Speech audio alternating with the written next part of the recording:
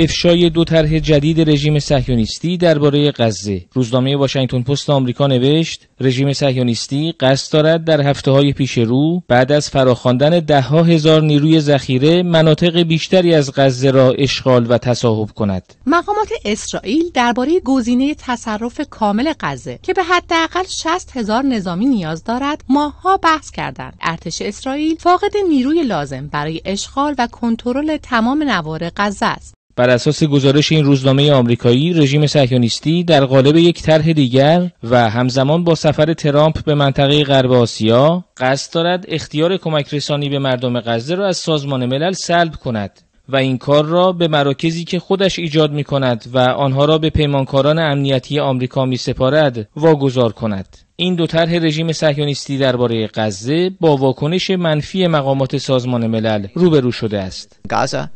این کار ناگزیر منجر به کشته شدن تعداد بیشماری از غیر نظامیان و ویرانی بیشتر غزه خواهد شد. غزه بخش جدایی ناپذیری از کشور آینده فلسطین است و باید باقی بماند.